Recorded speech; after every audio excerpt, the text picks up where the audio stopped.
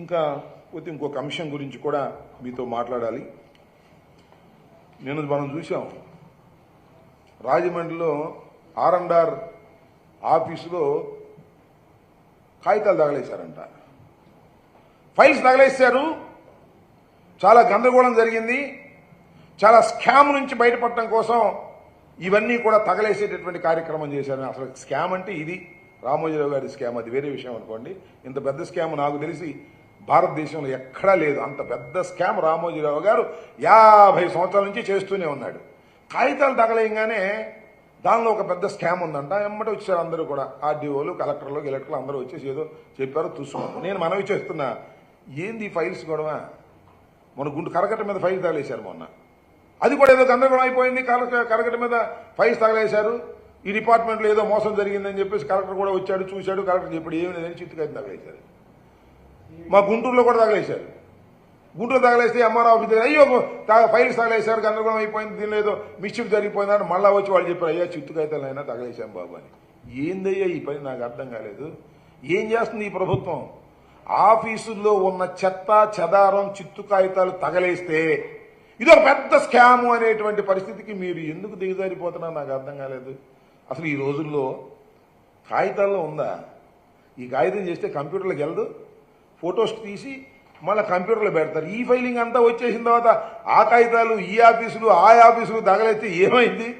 ఊరికి ఏదో ఒకటి గుడ్డగాల్చి వైసీపీ ముఖాన వేయాలి, ఈ రాష్ట్రంలో ఏదో జరిగిపోతుంది అనేటువంటి భావన కలగాలి అంటే కొంతమంది ప్రజలు కూడా నమ్మి, ఏమండి ఆ ఊళ్ళో ఆఫీసులో పుస్తకాలు తగలేస్తున్నారంట, అంతా వైసీపీ స్కాములు బయటపడతాయని ఇలా చెప్పుకుంటున్నారంట అక్కడక్కడ ఎవరు తెలియని వాళ్ళు. నేను మనవి చేస్తున్నా, ఎక్కడైతే చెత్త తగలేస్తే అక్కడ స్కామ్ ఉందని మా మీద ప్రచారం చేసే పరిస్థితికి మీరు దిగజారిపోయారు.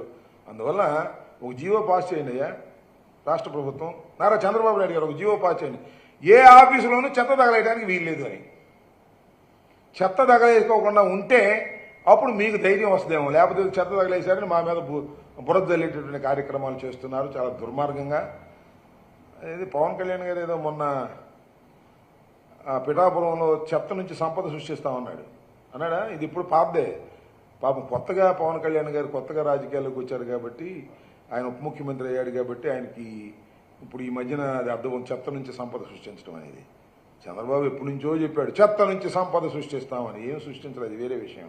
ఇప్పుడు చెత్త నుంచి సంపద కాదు కానీ చెత్త తగలేస్తే దాని నుంచి స్కాములు సృష్టించాలని ప్రయత్నం చేస్తారు. ఆయన మీకు దండం పెడతాను, స్కాములు చెత్త తగలేస్తే దొరకవు, పట్టుకుంటే దొరుకుతాయి.